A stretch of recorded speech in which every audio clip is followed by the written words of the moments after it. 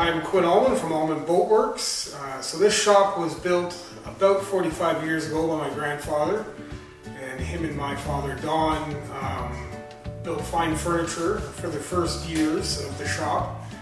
And then my grandfather and father both started building canoes, and then my father Don, he continued on to bigger boats, and my grandfather kept on doing canoes, Roy Allman, and he had Roy Allman canoes for a while.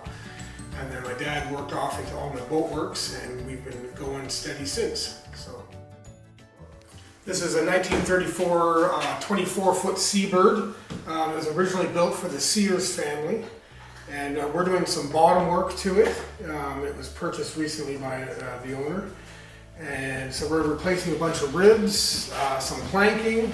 And this is all cedar planking, and most of it is in very good shape. So yeah, we're going to replace a bunch of ribs in the midsection here, and then we're going to flip it over and then get the varnish done. It's got a completely graded floor, complete lining, and yes, I'll get it looking like new. It's a 6-cylinder Chrysler car. It's a repowered. And it is repowered. It's not original. Original would be The scripts. yeah. Ribs in yesterday.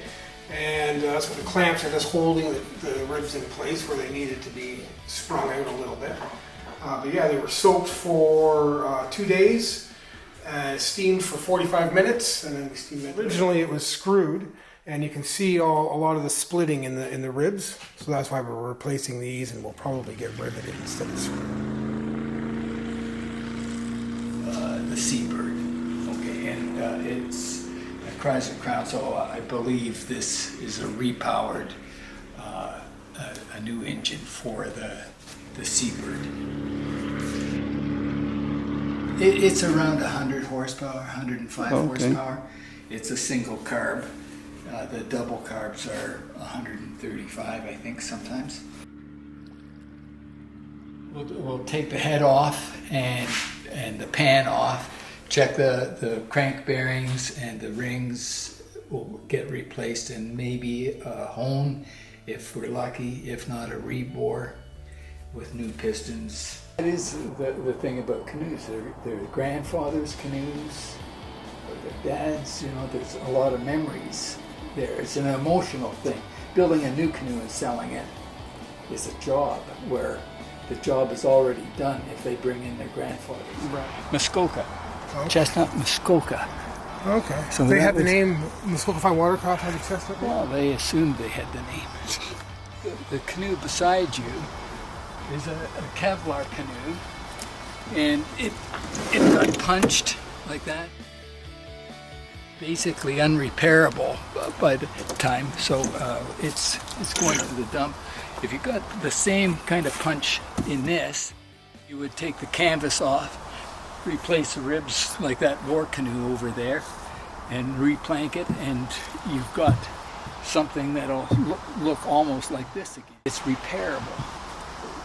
It's durable. It can take a fairly good hit, and just because it's got a skeleton to it, that it spreads the shock over an air cane seat, as opposed to drilling holes all the way around and weaving the cane in.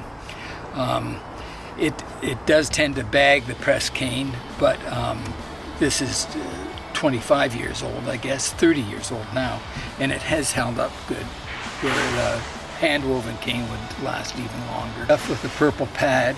When you go to do the inside of your canoe, right. Stuff with the purple pad, and just a light coat of varnish on them. Now, The lever cap comes off and goes back on. It's ground first, just a rough grinding on a white wheel, it's called, and then we go over to a water stone, and we hone a secondary bevel on that to get the right angle. For every plane has got a different angle, or a lot of different angles, so you've got to hone the secondary angle to get the right approach, so you don't tear out the grain.